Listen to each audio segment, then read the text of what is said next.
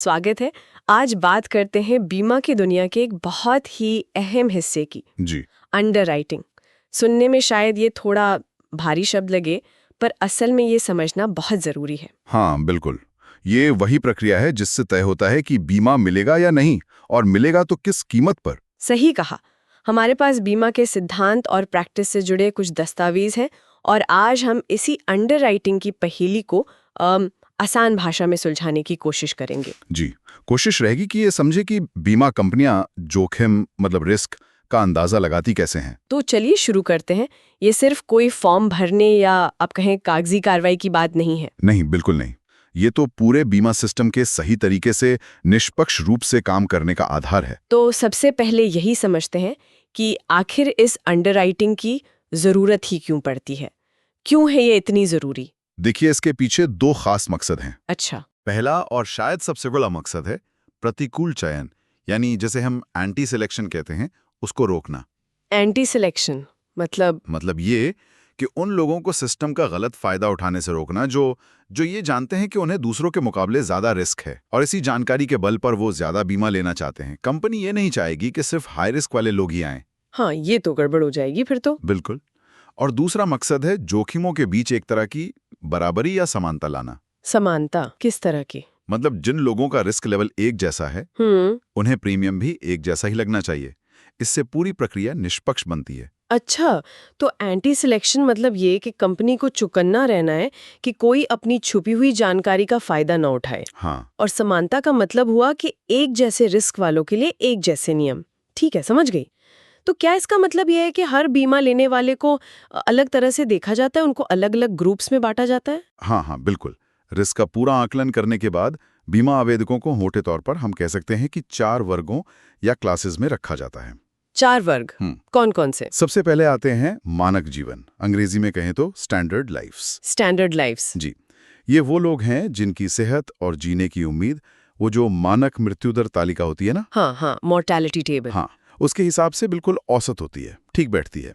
इन्हें सामान्य प्रीमियम पर मतलब ऑर्डिनरी रेट्स पर बीमा मिल जाता है। ठीक है, ये तो हो गए औसत लोग। फिर आते हैं वरीयता प्राप्त जीवन, यानी प्रिफर्ड लाइफ्स। प्रिफर्ड मतलब बेहतर। हाँ, बेहतर। इनका रिस्क औसत से भी कम होता है। हो सकता है इनकी सेहत बहुत ही अच्छी हो, लाइफस्टाइल बहुत डिसिप्लिन्ड हो। ऐसे लोगों को प्रीमियम में कुछ छूट भी मिल सकती है। अरे वाह, कम प्रीमियम, ये अच्छी बात है। तीसरा वर्ग कौन सा है? तीसरा है अमानक जीवन या सब स्टैंडर्ड लाइफ्स। सब स्टैंडर्ड मतलब औसत से नीचे। हाँ, कह सकते हैं। मतलब इनका रिस्क औसत से ज्यादा होता है।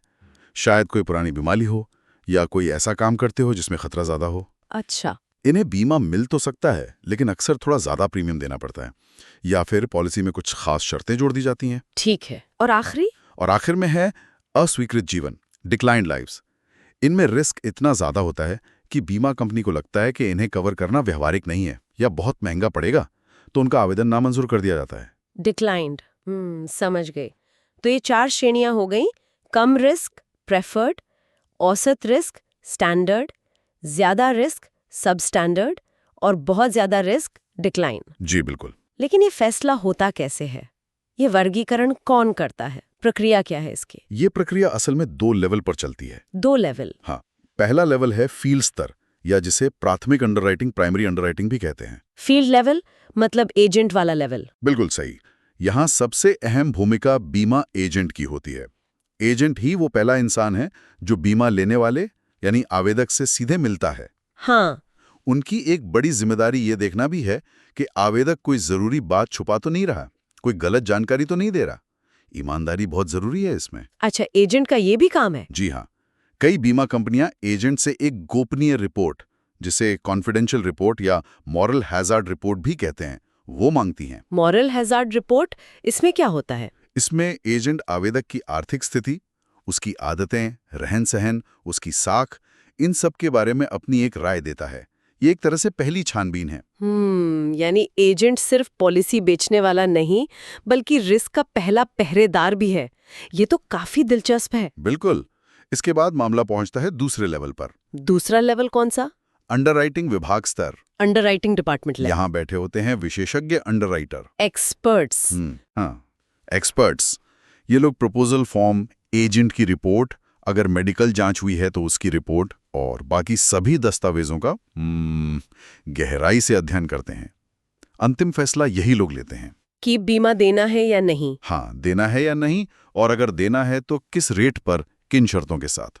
ठीक है, तो एजेंट पहली नजर डालते हैं, फिर एक्सपर्ट्स गहराई से जांच करते हैं। अब यहाँ एक सवाल उठता है मेरे मन में, क्या रिस्क नापने का कोई तय फॉर्मूला है? कोई गणित है इसके पीछे, या ये हर अंडरराइटर के अपने अंदाजे पर निर्भर करता है? ये अच्छा सवाल है। देखिए, इसे करने के मुख्य रूप से 2 तरीके इस्तेमाल होते हैं। 2 तरीके? जी, पहला कहलाता है निर्णय विधि, जजमेंट मेथड। Judgment method. हाँ, ये थोड़ा सब्जेक्टिव तरीका है। मतलब इसमें अंडरराइटर अपने अनुभव, अपने ज्ञान और अपनी समझ का इस्तेमाल करके फैसला लेता है। ये खासकर उन मामलों में काम आता है जो थोड़े पेचीदा होते हैं। जैसे? मान लीजिए किसी को कोई गंभीर बीमारी है या एक साथ कई स्वास्थ्य समस्याएं हैं, तो ऐसे में अक्सर किसी विशेषज्ञ डॉक्टर, जिन्हें मेडिकल रेफरी कहते हैं, उनकी सलाह भी ली जाती है। अच्छा, तो ये अनुभव पर आधारित है। और दूसरा तरीका है संख्यात्मक विधि, न्यूमेरिकल मेथड। न्यूमेरिकल मेथड, इसमें नंबर्स का खेल होगा। हाँ, बिल्कुल। ये ज्यादा ऑब्जेक्टिव है, मतलब तथ्यों और आंकड़ों पर आधारित, जिसमें क्या करते हैं कि अलग अलग रिस्क फैक्टर्स के लिए पॉइंट्स दिए जाते हैं। पॉइंट्स? कैसे पॉइंट्स? जैसे अगर कोई फैक्टर रिस्क बढ़ाता है, मान लीजिए कोई धूम्रपान करता है, तो उसके लिए पॉजिटिव पॉइंट्स, मतलब प्लस अंक मिलते हैं। अच्छा, प्लस पॉइंट्स मतलब बुरा? हाँ, रिस्क के नजरिए से। और अगर कोई फैक्टर अच्छा है, रिस्क कम करता है, जैसे परिवार में सब स्वस्थ रहे हैं, लंबी उम्र रही है, तो उसके लिए नेगेटिव पॉइंट्स, मतलब अंक मिलते हैं। तो प्लस पॉइंट्स मतलब रिस्क ज्यादा और माइनस पॉइंट्स मतलब रिस्क कम। एक तरह का रिस्क स्कोर कार्ड बन जाता होगा। हाँ, बिल्कुल, आप इसे ऐसे समझ सकती हैं। इन सभी पॉइंट्स को जोड़ने के बाद जो टोटल स्कोर आता है, उसे कहते हैं EMR, यानी extra mortality rating. Extra mortality rating, EMR। जी, अगर ये स्कोर एक तय सीमा से ज्यादा है तो व्यक्ति को अवमानक यानी सबस्टैंडर्ड माना जाता है। और फिर प्रीमियम बढ़ जाता है। हाँ, प्रीमियम बढ़ सकता है। और अगर स्कोर बहुत ही ज्यादा है तो आवेदन अस्वीकार भी हो सकता है। ये तरीका अंडरराइटिंग में एक रूपता लाने में मदद करता है। तो ये संख्यात्मक विधि ज्यादा व्यवस्थित लगती है। खैर, इस पूरी जांच पड़ताल और स्कोरिंग के बाद अंडरराइटर के पास क्या-क्या विकल्प होते हैं? वो क्या फैसले ले सकते हैं? हाँ, तो विश्लेषण पूरा होने के बाद कई तरह के निर्णय लिए जा सकते हैं। क्या-क्या? सबसे आम है सामान्य दरों पर स्वीकृति, जिसे एक्सेप्टेंस एट ऑर्डिनरी रेट्स या OR कहते हैं। OR? हाँ, मतलब सब कुछ ठीक है, आवेदक स्टैंडर्ड है, उसे सामान्य प्रीमियम पर पॉलिसी दे दी जाती है। ये सबसे कॉमन है। ठीक है, ये तो बेस्ट केस हो गया। और दूसरा विकल्प है अतिरिक्त प्रीमियम के साथ स्वीकृति। अगर रिस्क औसत से ज्यादा है, मतलब सब स्टैंडर्ड केस है, तो प्रीमियम थोड़ा बढ़ाकर पॉलिसी दी जा सकती है।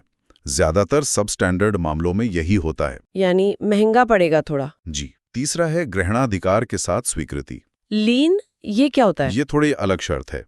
इसमें कंपनी ये कहती है कि अगर पॉलिसी लेने के कुछ शुरुआती सालों में ही बीमाधारक की मृत्यु हो जाती है, तो नॉमिनी को पूरी बीमा राशि नहीं मिलेगी। अरे! हाँ, बल्कि उसका कुछ हिस्सा ही मिलेगा। जैसे जैसे समय बीतता है, ये ग्रहणाधिकार या लीन कम होता जाता है और एक समय बाद पूरी राशि मिलने लगती है। ये ज्यादा रिस्क वाले मामलों में कभी-कभी इस्तेमाल होता है। अच्छा, ये एक पेचीदा शर्त है। और क्या हो सकता है? चौथा, प्रतिबंधात्मक खंड या रिस्ट्रिक्टिव क्लॉज के साथ स्वीकृति। Restrictive clause? हाँ, इसमें पॉलिसी में एक खास शर्त जोड़ दी जाती है। जैसे अगर किसी विशेष कारण से मृत्यु होती है, मान लीजिए कोई खतरनाक शौक है आवेदक को, जैसे स्कूबा डाइविंग या पैराग्लाइडिंग, और उसी में हिस्सा लेते हुए मृत्यु हो गई, तो मृत्यु लाभ सीमित हो सकता है या शायद ना भी मिले। ओहो, ये भी ध्यान रखना होगा। जी। और आखिरी विकल्प है अस्वीकार या स्थगित करना, डिक्लाइन और पोस्टपोन। मतलब सीधे मना कर देना। हाँ, अगर रिस्क इतना ज्यादा है कि कंपनी उसे किसी भी कीमत पर कवर नहीं कर सकती, तो आवेदन नामंजूर कर दिया जाता है। या फिर अगर कोई ऐसी स्वास्थ्य समस्या है जो अभी है पर ठीक हो सकती है, तो फैसले को कुछ समय के लिए टाला जा सकता है, मतलब पोस्टपोन किया जा सकता है। ठीक है, तो सिर्फ हाँ या ना नहीं, बीच के भी कई रास्ते हैं। महंगा प्रीमियम, लीन, शर्तें। बिल्कुल। अच्छा, एक सवाल जो शायद बहुत से लोगों के मन में होगा, क्या बीमा लेने के लिए हमेशा मेडिकल जांच करवानी ही पड़ती है? कई लोग शायद इसी से कतराते हैं। हाँ, ये बहुत ही आम सवाल है और इसका जवाब है नहीं, हमेशा जरूरी नहीं होता। सच में? जी हाँ, असल में बीमा कंपनियों के पास जितने प्रस्ताव आते हैं उनमें से एक बड़ी संख्या बिना किसी मेडिकल जांच के ही मंजूर कर ली जाती है। इस प्रक्रिया को कहते हैं गैर चिकित्सा अंडरराइटिंग, नॉन मेडिकल अंडरराइटिंग। अरे वाह, तो बिना डॉक्टर के पास जाए भी बीमा मिल सकता है। ये तो अच्छी खबर है। हाँ बिल्कुल, लेकिन जाहिर है इसकी भी अपनी कुछ सीमाएं और शर्तें होती हैं। क्या शर्तें? आमतौर पर गैर चिकित्सा पॉलिसी में जो बीमा राशि होती है सम अश्योर्ड, उसकी एक ऊपरी सीमा होती है, वो बहुत ज्यादा नहीं हो सकती। अच्छा। आवेदक की उम्र भी एक निश्चित दायरे में होनी चाहिए। ज्यादा उम्र वालों के लिए ये विकल्प अक्सर नहीं होता। ये सुविधा अक्सर कुछ खास तरह की बीमा योजनाओं यानी प्लान्स के लिए ही उपलब्ध होती है, और पॉलिसी की अवधि यानी टर्म वो भी सीमित हो सकती है, जैसे 20 साल या 60 साल की उम्र पूरी होने तक। और महिलाओं के लिए कुछ अलग नियम? पहले इसमें महिलाओं के लिए, खासकर जो कामकाजी नहीं थीं, उनके लिए नियम ज्यादा सख्त हुआ करते थे। लेकिन अब स्थितियां काफी बेहतर हुई हैं, खासकर कामकाजी महिलाओं के लिए। गैर चिकित्सा सीमाएं अब पुरुषों के बराबर या काफी करीब आ गई हैं। चलिए, ये अच्छी बात है। तो मतलब कम बीमा राशि, कम उम्र और कुछ खास प्लान्स के दायरे में ये मुमकिन है। समझ गए जी। तो हमने देखा कि मेडिकल जांच हमेशा जरूरी नहीं, लेकिन चाहे जांच हो या ना हो, कुछ बुनियादी बातें तो होंगी जिनका अंडरराइटर हमेशा ध्यान रखते हैं प्रीमियम और शर्तें तय करते हुए। आपने शुरू में रेटिंग फैक्टर्स का जिक्र किया था, ये क्या है, किन बातों पर गौर किया जाता है? हाँ, सही कहा आपने। रेटिंग फैक्टर्स वो सभी पहलू हैं जिनके आधार पर किसी व्यक्ति के जीवन से जुड़े रिस्क का अंदाजा लगाया जाता है। यही फैक्टर तय करते हैं कि व्यक्ति मानक है, वरीयता प्राप्त है, अवमानक है या अस्वीकृत श्रेणी में आएगा। क्या क्या आते हैं इसमें? अरे, इसमें बहुत कुछ आ सकता है। व्यक्ति की आर्थिक हालत कैसी है, रहने का ढंग कैसा है, आदतें क्या हैं, परिवार में बीमारियों का इतिहास कैसा रहा है, खुद की सेहत का इतिहास क्या है, काम धंधा क्या करते हैं, वगैरह वगैरह। काफी लंबी लिस्ट है। हाँ, इन सभी फैक्टर से जो जोखिम पैदा होता है उसे हम दो बड़ी श्रेणियों में बांट सकते हैं समझने के लिए। 2 श्रेणियां? जी। पहला है नैतिक खतरा और दूसरा है चिकित्सा या शारीरिक खतरा। नैतिक खतरा और शारीरिक खतरा, ठीक है। पहले नैतिक खतरे की बात करते हैं। ये सुनने में थोड़ा अजीब सा लगता है, इसका मतलब क्या है बीमा के संदर्भ में? नैतिक खतरा, देखिए, सीधे तौर पर व्यक्ति की नीयत, उसकी ईमानदारी और उसकी परिस्थितियों से जुड़ा होता है।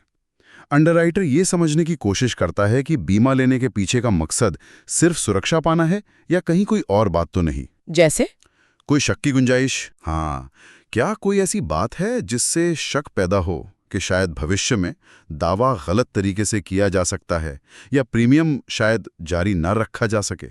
इसके कुछ संकेत क्या हो सकते हैं, कैसे पता चलता है? जैसे कोई व्यक्ति अपने घर से बहुत दूर किसी अनजान शहर की ब्रांच से पॉलिसी क्यों ले रहा है, इसका कोई वाजिब कारण होना चाहिए। या अगर नॉमिनी कोई करीबी रिश्तेदार या आश्रित डिपेंडेंट नहीं है तो सवाल उठ सकता है कि बीमा क्यों लिया जा रहा है। अच्छा।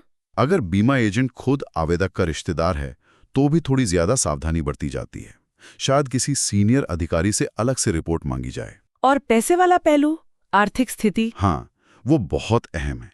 क्या मांगी गई बीमा राशि व्यक्ति की कमाई के हिसाब से बहुत ज्यादा तो नहीं?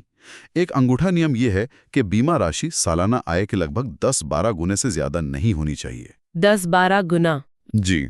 अगर कोई इससे बहुत ज्यादा बीमा मांग रहा है तो शक होता है कि क्या वो इतना प्रीमियम भर पाएगा। कहीं ये एंटी सिलेक्शन का मामला तो नहीं कि उसे पता है कि उसे ज्यादा रिस्क है इसलिए ज्यादा कवर ले रहा है। या कहीं कोई गलत इरादा तो नहीं। यहां तक कि ये भी देखा जाता है कि सारे प्रीमियम मिलाकर कहीं सालाना आय के 1/3 से ज्यादा तो नहीं हो रहे। ये तो जरूरी बातें हैं। और हाँ, उम्र का सबूत कैसा दिया गया है ये भी महत्वपूर्ण है। क्या स्कूल सर्टिफिकेट, पासपोर्ट जैसा मानक प्रमाण है या फिर कुंडली, राशन कार्ड जैसा गैर मानक प्रमाण? मानक प्रमाण ज्यादा भरोसेमंद माने जाते हैं। तो नैतिक खतरे में ईमानदारी, नियत, आर्थिक समझदारी, ये सब देखा जाता है। अब आते हैं दूसरे पहलू पर, चिकित्सा या शारीरिक खतरा। इसमें किन बातों पर गौर किया जाता है? ये तो सीधे सीधे आवेदक की सेहत और शरीर से जुड़े जोखमों के बारे में। इसमें कई चीजें देखी जाती हैं। जैसे कि सेहत का इतिहास, पास्ट एंड प्रेजेंट। क्या पहले कभी कोई बड़ी बीमारी हुई है जैसे हार्ट प्रॉब्लम, कैंसर, स्ट्रोक? अभी सेहत कैसी है? शरीर के मुख्य अंग, दिल, फेफड़े, किडनी, लिवर, नर्वस सिस्टम ठीक से काम कर रहे हैं या नहीं? पुरानी और मौजूदा सेहत। जी। फिर है पारिवारिक इतिहास, फैमिली हिस्ट्री। क्या परिवार में कुछ बीमारियां पीढ़ी दर पीढ़ी चली आ रही हैं, जैसे डायबिटीज, हाई ब्लड प्रेशर, दिल की बीमारी, कुछ तरह के कैंसर। परिवार में लोगों की औसत उम्र क्या रही है, इससे आनुवंशिक यानी हेरिडिटरी जोखमों का अंदाजा लगता है। फैमिली हिस्ट्री भी बहुत जरूरी है। बिल्कुल। फिर है उम्र। ये तो स्वाभाविक है कि बढ़ती उम्र के साथ बीमार होने या मृत्यु का खतरा बढ़ता है, इसलिए ज्यादा उम्र के आवेदकों का मूल्यांकन ज्यादा सावधानी से होता है। ठीक है। और काम धंधा, आप क्या काम करते हैं इसका भी असर पड़ता है। कुछ काम ऐसे होते हैं जिनमें दुर्घटना का खतरा ज्यादा होता है, जैसे सर्कस में काम करने वाले, स्टंटमैन, माइनिंग में काम करने वाले। हाँ, ये तो है। कुछ में सेहत पर बुरा असर पड़ने का खतरा होता है, जैसे केमिकल फैक्ट्री में काम करने वाले, या जहां रेडिएशन का खतरा हो, या बहुत ज्यादा शारीरिक मेहनत वाला काम जैसे रिक्शा चलाना। कुछ व्यवसायों से नैतिक खतरा भी जुड़ा हो सकता है, अगर वहां का माहौल ठीक ना हो, जैसे शराब या नशे के कारोबार से जुड़े काम। अरे हाँ, आजकल तो कंप्यूटर पे देर तक बैठना भी एक रिस्क माना जाता है। हाँ, कुछ मामलों में वो भी एक फैक्टर हो सकता है, खासकर अगर वो बहुत लंबे समय तक हो और सेहत पर असर डाल रहा हो। और एक बहुत महत्वपूर्ण चीज है, क्या? जीवन शैली और आदतें, लाइफस्टाइल एंड हैबिट्स। ये आजकल बहुत बड़ा फैक्टर बन गया है। क्या व्यक्ति धूम्रपान करता है, तंबाकू खाता है, शराब का सेवन कितना और कैसा है? ज्यादा शराब लिवर और पाचन तंत्र खराब कर सकती है। क्या कोई नशीली दवाओं का आदी है? ये सारी आदतें रिस्क को बहुत ज्यादा बढ़ा देती हैं। तो इन सब के बारे में सच बताना बहुत जरूरी है। बेहद जरूरी। छुपाने से बाद में क्लेम के समय दिक्कत आ सकती है। जी हाँ। अच्छा, अब वापस मेडिकल जांच पर आते हैं। गैर चिकित्सा वाले मामलों को छोड़ दें तो किन परिस्थितियों में मेडिकल जांच करवाना एकदम जरूरी हो जाता है? मेडिकल जांच की जरूरत मुख्य रूप से तब पड़ती है जब या तो मांगी गई बीमा राशि बहुत ज्यादा हो। कितनी ज्यादा, कोई अंदाजा? ये कंपनी और प्लान पर निर्भर करता है, लेकिन हाँ, एक सीमा के बाद जरूरी हो जाता है। दूसरा, जब आवेदक की उम्र ज्यादा हो, जिसे एडवांस्ड एज कहते हैं। एडवांस्ड एज मतलब 45-50 से ऊपर? हाँ, आमतौर पर 45 या 50 साल के बाद जरूरत पड़ सकती है, या कभी-कभी उससे पहले भी, पॉलिसी पर निर्भर करता है। और तीसरा, अगर उनके द्वारा दी गई जानकारी में, जैसे प्रपोजल फॉर्म में, स्वास्थ्य से जुड़ी कोई ऐसी बात सामने आई हो जिस पर अंडरराइटर को और स्पष्टता चाहिए। अच्छा, अगर फॉर्म में ही कुछ ऐसा लिखा है। हाँ, या उनके व्यक्तिगत स्वास्थ्य इतिहास या पारिवारिक इतिहास में कोई चिंताजनक बात हो। मूल रूप से जब अंडरराइटर को लगता है कि रिस्क का सही अंदाजा लगाने के लिए और जानकारी चाहिए, तब मेडिकल जांच कराई जाती है। और इस मेडिकल जांच में मुख्य रूप से क्या-क्या देखा जाता है? क्या बहुत सारे टेस्ट होते हैं? जरूरी नहीं कि हर बार बहुत सारे टेस्ट हों। ये बीमा राशि, उम्र और आवेदक की प्रोफाइल पर निर्भर करता है, लेकिन कुछ आम जांचें हैं जो अक्सर शामिल होती हैं। जैसे कि? एक तो शारीरिक बनावट देखते हैं, मतलब लंबाई के हिसाब से वजन कितना है, बीएमआई वगैरह चेक करते हैं। मोटापा या बहुत कम वजन, दोनों ही रिस्क फैक्टर हो सकते हैं। Height weight ratio? जी। फिर ब्लड प्रेशर, हाई या लो ब्लड प्रेशर, दोनों ही चिंता का विषय हो सकते हैं। सिस्टोलिक और डायस्टोलिक, दोनों दबाव देखे जाते हैं। BP check? हाँ। नाड़ी दर यानी दिल की धड़कन की गति, सामान्य रेंज करीब 50 से 90 बीट प्रति मिनट होती है। बहुत तेज या धीमी गति किसी अंदरूनी समस्या का संकेत हो सकती है। Pulse rate? हाँ, और एक बहुत महत्वपूर्ण जांच है मूत्र परीक्षण। Urine test? उससे क्या पता चलता है? अरे, उससे बहुत कुछ पता चल सकता है। इसमें खास तौर पर स्पेसिफिक ग्रेविटी देखी जाती है। इससे पता चलता है कि किडनी यूरिन को कितना कंसंट्रेट कर पा रही है, मतलब किडनी ठीक से काम कर रही है या नहीं। शरीर में पानी का संतुलन कैसा है। यूरिन में शुगर या प्रोटीन की मौजूदगी भी जांची जाती है, जो डायबिटीज या किडनी की समस्या का संकेत हो सकती है। अच्छा, यूरिन टेस्ट इतना जरूरी है? जी हाँ। और बेशक डॉक्टर आवेदक से उनकी पूरी मेडिकल हिस्ट्री और परिवार की मेडिकल हिस्ट्री के बारे में भी विस्तार से पूछते हैं। जरूरत पड़ने पर ब्लड टेस्ट, ईसीजी या दूसरे टेस्ट भी कराए जा सकते हैं। तो कुल मिलाकर ये अंडरराइटिंग की प्रक्रिया काफी गहरी और डिटेल्ड है। इसमें व्यक्ति के जीवन के लगभग हर पहलू को परखा जाता है। बिल्कुल।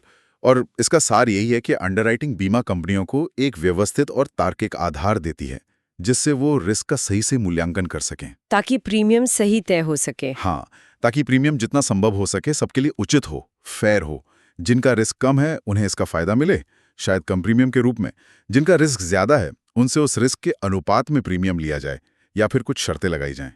ये न सिर्फ कंपनी को एंटी सिलेक्शन जैसे खतरों से बचाता है, बल्कि ये पूरे बीमा सिस्टम को भरोसेमंद और टिकाऊ भी बनाता है, ताकि वो जरूरत के समय लोगों के काम आ सकें।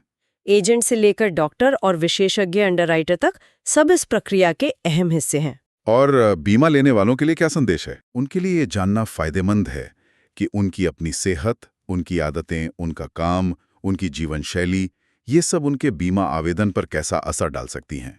और सबसे जरूरी, हमेशा सही जानकारी देना। ये सारी जानकारी वाकई बीमा कैसे काम करता है, इसकी एक साफ तस्वीर देती है। पर्दे के पीछे की कहानी समझना वाकई जरूरी था। हाँ, और ये समझना इसलिए भी जरूरी है क्योंकि एक स्थिर और निष्पक्ष बीमा प्रणाली हम सबके हित में है। ये सुनिश्चित करता है कि जब दावे का समय आए तो कंपनियां अपना वादा निभा सकें।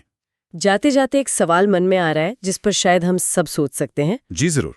जिस तरह बीमा कंपनियां एक एक व्यक्ति के जीवन से जुड़े छोटे बड़े जोखिमों का इतनी बारीकी से संख्यात्मक तरीकों से विश्लेषण करती हैं, क्या इसी तरह की सोच और तरीके हमें समाज के स्तर पर जो बड़े सामूहिक जोखिम हैं, जैसे मान लीजिए जलवायु परिवर्तन का असर है या अगली महामारी की तैयारी, इनको बेहतर ढंग से समझने और इनसे निपटने में मदद कर सकते हैं? ये बहुत अच्छा सवाल है, सोचने वाली बात है। क्या रिस्क मूल्यांकन के ये सिद्धांत बड़े पैमाने पर लागू हो सकते हैं? शायद हाँ, कुछ हद तक तो हो ही सकते हैं। ये हमें ज्यादा तैयार रहने में मदद कर सकते हैं। बिल्कुल, इस पर सोचना चाहिए। खैर, आज इस विस्तृत चर्चा के लिए आपका बहुत बहुत धन्यवाद। जी धन्यवाद। उम्मीद है अंडरराइटिंग की एक गुत्थी सुलझाने में हमारे सुनने वालों को काफी मदद मिली होगी।